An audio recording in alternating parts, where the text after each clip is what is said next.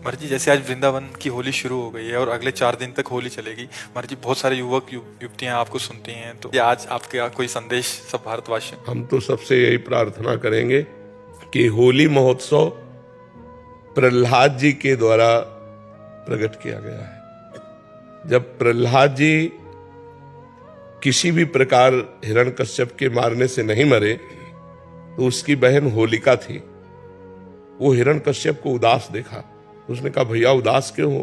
तो उनका ये प्रहलाद मर नहीं रहा, तो उनका आज मर जाएगा। लकड़ी का बहुत सा ढेर लगाया जाए और उसमें लेकर हम प्रहलाद को बैठ जाएंगे, तो हमें अग्नि से वरदान मिला है, एक पट, शीतल पट, जिसको हम ओढ़ लेंगे तो हमारा रोम भी नहीं झुलसेगा और प्रहलाद मर जाएगा। बड़ा प्रसन्न हुआ हिरण्यकश्यप। उसने बहुत लकड़ी का पहाड़ लगाया, उसमें ऐसा बनाया जिसमें प्रहलाद जी को लेकर उनकी बहन बैठ गई। प्रहलाद जी की बुआ हुई, हिरण्यकश्यप की बहन। आग लगा दी गई, तो भगवान की कृपा से ऐसी वायु चली कि शीतल पट प्रहलाद जी के ऊपर आ गया और वो जलकर राख हो गई। तो जितने प्रहलाद पक्ष के थे, सुबह वहां जब गए तो देखा प्रहलाद जी बैठे हुए, बड़े आनंदित थे। ढोल मंजीरा कीर्तन से होली की पूजा की और आपस में गुलाल रंग लगाकर खेल रहे, नाम कीर्तन कर रहे, पद गा रहे कि प्रहलाद जी भगवान की भक्ति से बच गए। तो ये उत्सव मनाया जा रहा है। ये लोग जो शराब पीते हैं, गंदे हरकतें करते हैं, एक दूसरे के चेहरे पर कालिक पोतते हैं, नालियों में ये हिरण्यकश्यप पक्ष के हैं। अब वो भी तो उत्सव बनावे, कैसे बनावे? तो वो नालियों में गोबर कीचड़, उसकी हिरण्यकश्यप पक्ष की पार्टी, और एक होती साधुता की पार्टी। एक दूसरे पे गुलाल लगाए, राम कृष्ण हरि बोले और बैठकर पद गायन किए और खूब गुझियां और मिठाई भोग लगा कि ठाकुर जी को, और पाए आनंद मनाए। तो हमारी समस्त देशवासियों से प्रार्थना है, कोई भी व्यसन न किया जाए। व्यसन उत्सव को खराब कर देता है, जैसे शराब है और भी हुक्का है, ड्रग्स है, कोई भी नशा मत करो। फ्रेश माइंड से भगवान का नाम जप करते हुए, पद गायन करते हुए होली का आनंद लो।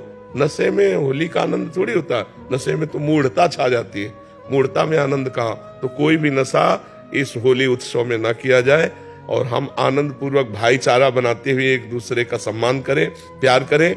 जो हमसे दुश्मनी मानते हैं, होली के दिन हम उनके भी घर जाएं और उनके गुलाल लगावें और उनसे प्यार करें। हमारा एक भी दुश्मन विश्व में ना हो, यही सबसे बड़ी हमारी प्रार्थना है। हमारे आचरण पवित्र हो, हमारा व्यवहार पवित्र हो, हमारा चिंतन पवित्र हो, तो होली सार्थक है।